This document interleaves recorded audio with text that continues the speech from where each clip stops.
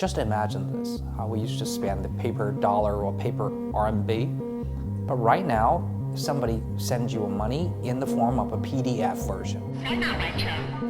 But the PDF version, they have the perfect shape, the pattern of the money, but somebody will say it's digits and it can be copy and pasted, so it's not safe.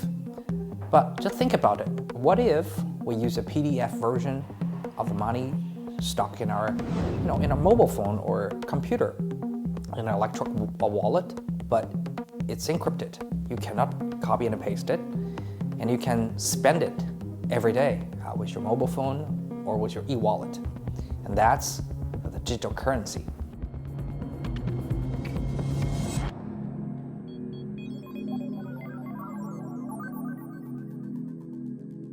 A lot of people are saying, hold on, I'm thinking what you mentioned about is just what I'm doing right now every day.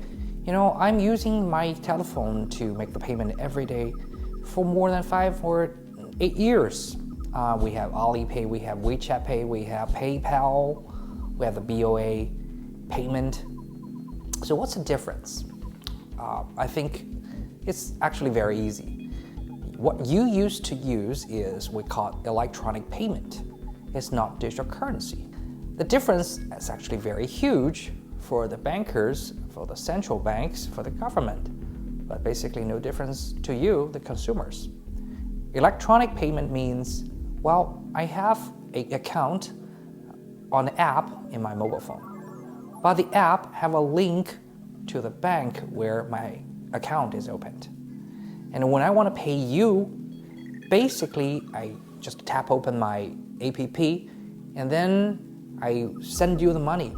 But the actual process is that I'm telling my bank to make a payment to your bank account, represented by this barcode. And then your bank is telling your app that you received a certain amount of the payment. So basically is the bank moved the dough from one account, from one room to another, or you just label the dough with different owner's name. But you don't need actually to move the money from one bank account to another. It's fast, it's clean, it's very safe. It saves a lot of energy. And we wouldn't run into the counterfeit paper notes. That's the merit. But digital currency, well, more than that, even have more merits. I don't need to open up an account in the bank. I can directly transfer my digital currency to your mobile phone through the Bluetooth, through the radio frequency cards, or through the internet. And the account doesn't rely on the commercial bank. It can be stored exactly in the encrypted SIM card or encrypted chips inside your mobile phone. And it saves a lot of middle process. The actual central bank DC, well, they basically have no difference from the paper note you're using. And all the issuance will follow exactly the same rules and regulations, same like the paper notes. The central bank of the sovereign country will be the only one controls it.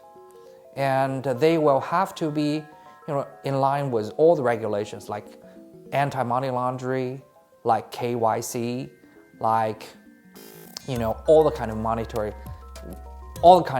rules regulated by the central bank or other fiscal authorities. I think Chinese government has made a very bold and a pioneering decision of launching this DC. So that's the first step to reduce the use of the paper notes.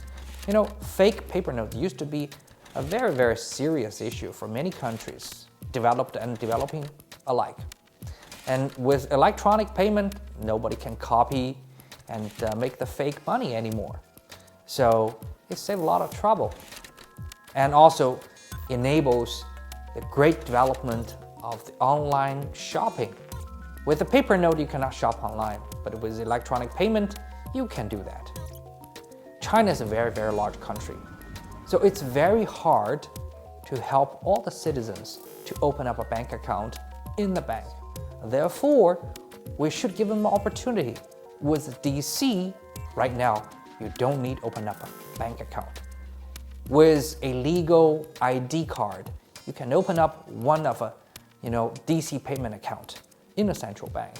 Well, they probably will have some limit on the payment amount each day, but at least you will enjoy the handiness and convenience of shopping online or calling an Uber.